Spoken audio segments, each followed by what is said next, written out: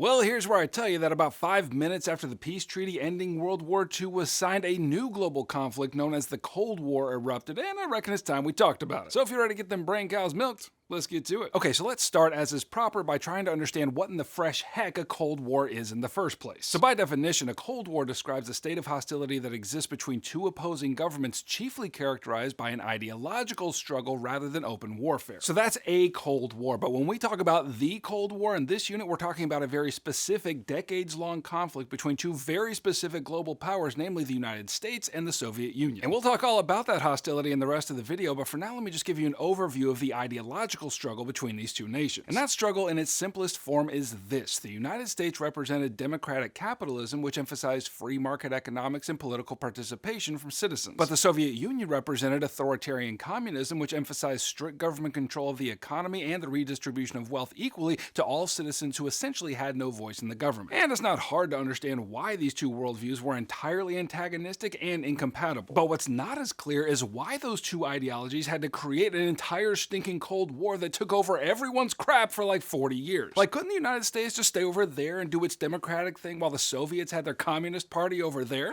Not really, and here's why. You see, both of these ideologies are universalizing ideas, meaning that those who hold them want everyone else to hold them as well. So, the US wasn't satisfied to keep democracy to themselves, nor were the Soviets satisfied to keep communism to themselves. Each ideology could only prove its superior worth once every square inch of the dang planet was conformed to one ideology or the other. And more to the point, the spread of one ideology was a threat to the existence of the other ideology, so, Cold War. Anyway, this conflict pretty much dominated domestic and global affairs for much of the second half of the 20th century. In other words, no matter what political or cultural or economic development we could talk about from 1945 to 1980, the Cold War was all over. And I know your brain matter is eagerly twitching with excitement to figure out the causes of this conflict, but I need to pause and acknowledge that the APUSH National Exam is rapidly approaching. And if you need help getting a 5 on that sweet bippy, then you might want to check out my APUSH Heimler review guide, which is the fastest way to study. And if that's something you're into, you can check the link in the description. Alright, now let's move along to the causes of the Cold War, and I'm going to give you one long-term cause and two short-term causes. So the long-term cause of the tension between the United States and the Soviet Union began during the Russian Revolution, which transformed Russia into a proper communist state. And once that transformation was complete, US policymakers went ahead and thumbed their nose at the Soviet Union by refusing to extend diplomatic recognition of the new state. And it even went beyond nose thumbing when the United States sent troops to help support the anti-Bolshevik forces fighting against the communists. And so all of that combined meant that the Soviets were more than a little saucy when it came to the United States. But then also remember what we talked about in Unit 7, namely the Red Scare during the 1920s. See, none of that opposition I just mentioned to the formation of a communist state actually was successful, and that worked up a nice lather of flop sweat on American policymakers. And in response to said flop sweat, policymakers kicked up the Red Scare, which was an attempt to entirely remove all communists from the American population. So yeah, lots of tension that had been building up for decades. But now let's consider two short-term causes for the Cold War. First of all, the Americans and Soviets deeply disagreed about the post-war future of Germany and several Eastern European countries. So Joseph Stalin viewed these countries, which the Soviet military had liberated from German occupation, as states that ought to remain under Soviet control and act as a buffer zone against any future German aggression. But Harry Truman and Roosevelt before him pushed for these countries to become independent and democratic. And to be fair, in the beginning, both parties did agree to free elections in Eastern Europe, but over time it became clear that Stalin had no intention of honoring that agreement, not least since Soviet troops already occupied those countries after the war. And my goodness, did that get Truman in a proper Midwestern sulk, complete with a devastating finger wag. But I should point out that there was no small amount of hypocrisy in Truman wagging his finger at Stalin for doing this. After all, as Henry Wallace, Truman's own Secretary of Commerce, pointed out, the United States has essentially done the same thing by advancing policies to control its own sphere of influence in Latin America. Anyway, the second short-term cause of the Cold War had to do with growing tension around nuclear weapons. So first of all, Stalin was sore over the fact that the US, supposedly an ally during the war, had kept this technology a secret from the Soviets. However, to be fair, Stalin definitely knew about the atomic bomb before its deployment because Soviet intelligence had already discovered the project. But whatever, neither Roosevelt nor Truman told Stalin about it, and so mistrust unlocked. And then second, after the war, the Soviets called on the US to destroy its nuclear arsenal, but the US was like, yeah, right. This guy.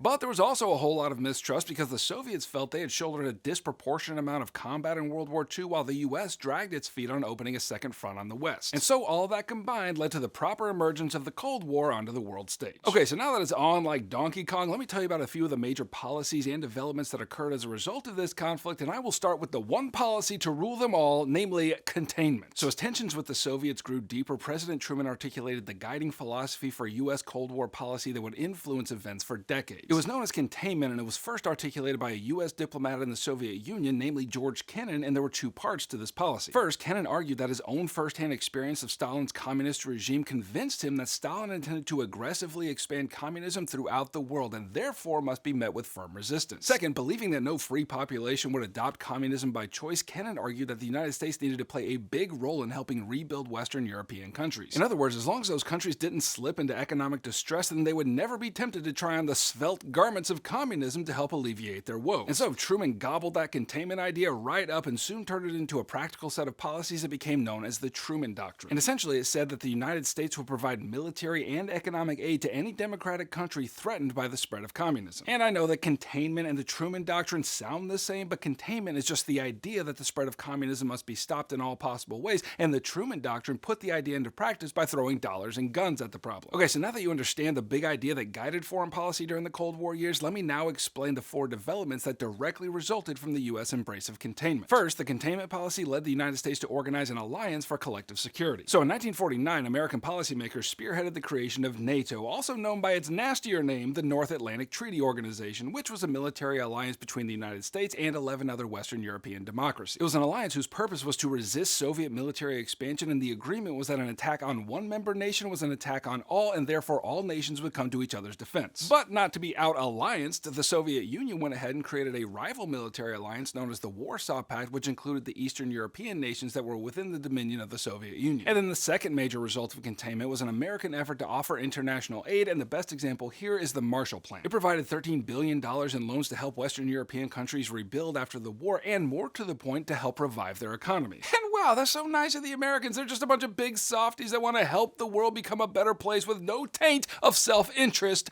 is what I would say on opposite day. No, in loaning this money to countries, US policymakers expected two things to happen. First of all, the growth of their economies after the infusion of the Marshall Funds would prevent the spread of stupid communism into their countries. Second, those countries would then be indebted to the United States and therefore be more moldable to policies that favored US interests in Europe. And then the third major containment-related development you need to know is the Berlin airlift. So as I mentioned earlier, one massive honking disagreement between the United States and the Soviets after World War II was the future of Germany. As I mentioned, Stalin wanted to keep Germany weak so that it would never again pose a threat to the Soviet Union. And you can fault this guy for a lot of things, but this one is understandable because Stalin had a pocket full of receipts detailing astonishing German aggression and destruction from World War II. But regardless, the US wanted to see Germany recover its economic and political strength in order to contribute to Europe's overall prosperity and thus, say it with me now, keep communism from spreading. Now, what deeply complicated this whole disagreement was the fact that according to the treaty that ended the war, Germany was divided into 4 zones occupied by each of the 4 Allied powers, and then Berlin itself was also divided and occupied accordingly. And so over here in West Germany, the US and its allies promoted democracy and pumped its economy full of Marshall Plan funds in order to strengthen the economy. But over here in East Germany, Stalin carried out his plans to keep those people and their economy weak and fully dependent on Soviet economic infrastructure. And so these rival policies meant that East Germany and West Germany developed much differently. So West Germany recovered economically and started redeveloping its industrial capacity at a rapid pace. But East Germany remained poor and underdeveloped as a result of repressive Soviet policies. And then the very same differences in policies and development occurred in Berlin as well, with the western half prospering and growing strong while the eastern half was broke and weak. And that was profoundly annoying to Stalin since so many East Berliners fled from the glories of communism that kept them in poverty into the prosperity of the democratic West. But then the real egg in Stalin's sock was the desire of the West to introduce currency reform, which to Stalin appeared an effort to undermine Soviet economic control of their own German sector. And that is when Stalin twisted his magnificent mustache and hatched a plan. I mean, all you need to do is look at this map for like 5 seconds to realize what Stalin was about to do. Like, look at Berlin. It's located right inside the Soviet occupation zone of Greater Germany. And so Stalin decided he was going to go ahead and blockade Berlin from further Western assistance, and baby, that is how you turn up the heat on a Cold War. But President Truman, unflapped by such an illegal maneuver, authorized the Berlin airlift, in which US and British planes dropped millions of tons of supplies to Berliners. And it lasted for almost a year until finally the Soviets lifted the blockade in 1949. And then finally, the fourth major development that occurred occurred as a result of containment was a series of proxy wars, only one of which I'm going to tell you about here. But first, some context. So one of the main features of the Cold War was an arms race between the US and the Soviet Union, which is to say each side raced to build more and stronger weapons than the other. And by the 1950s, both states had developed hydrogen bombs, which were far more powerful and destructive than the atomic bombs dropped on Japan at the end of the war. Therefore, with each nation stockpiling such massive weapons, it became clear that to use these bombs in a conflict with each other would result in mutually assured destruction. And so both sides knew they couldn't actually fight each other without reducing the entire planet into a charred pile of ash floating through the vast nothingness of outer space. And that was a real bummer because they hated each other and they really wanted to fight, but they figured out a way to fight each other without actually fighting each other: the proxy war. Now, proxy, in case you don't know, is when one thing stands in for another thing. So while these proxy wars had plenty of real fighting, it was not fighting directly between the United States and the Soviet Union. They were only backing other groups who aligned with their respective ideologies in an effort to gather more geopolitical friends into their respective camps. Now, the key proxy war of Truman's administration was the Korean War, which became a potent test case for the Truman Doctrine in Asia. So after World War II ended, Korea was divided into two spheres of influence. The Soviet Union supported a communist regime in the north, while the US supported an anti-communist government in the south. And then in 1950, forces from the north invaded the south in order to unite the peninsula under a communist government. Now, Truman, drunk on the spirits of containment, did not ask Congress for a declaration of war, but instead got authorization from the United Nations to deploy troops to defend South Korea, although the vast majority of troops were American. So the fighting lasted several years, but ultimately it ended in a stalemate, with the country remaining divided at the 38th parallel, and the North was still communist and the South was still anti-communist. Regardless, this war marked a significant expansion of executive power, since Truman was able to bypass Congress and commit troops across the world in the name of acting as a police power, and that's exactly how the US got involved in another proxy war in Vietnam, but that gets its own video. Anyway, there's so many other Cold War developments I could tell you about, but we need to land the plane, and so I'll finish by telling you this. The Cold War lasted about 4 decades, and in that time, the conflict ranged from periods of intense conflict to periods of detente, or peace. The periods of intense conflict included the Korean and Vietnam Wars and a real tense couple of weeks in 1962 known as the Cuban Missile Crisis. Long story short, during John F. Kennedy's presidency, US intelligence discovered Soviet missile sites being built in Cuba. And in case the full weight of that isn't hitting you, here's Cuba, here's the United States. So nuclear missiles here, mass death and destruction here. And so for almost 2 weeks, the tension of the Cold War reached epic proportions, since it seemed more likely than ever that nuclear war was about to erupt. But ultimately, the two nations settled the conflict through diplomatic means rather than nuclear war, to which I say, noise. But then there were also periods of detente as well, the most significant occurring during the presidency of Richard Nixon. So in 1972, Nixon was invited to the Soviet Union, and he became the first American president to step foot on Russian soil since the Cold War began. And during that visit, Nixon worked with Soviet leader Leonid Brezhnev to sign the Strategic Arms Limitation Treaty, in which both nations agreed to limit the proliferation of nuclear weapons. And look, there's plenty more ups and downs in the Cold War that I'm positively itching to tell you about, but that's what the rest of the unit is for. Well, okay, you can click here to watch all my other Unit 8 videos, or you can click here to grab my APUSH Heimler review guide, which has everything you need to study as fast as possible. I'm glad you came around, and I'll catch you on the flip-flop. Heimler out.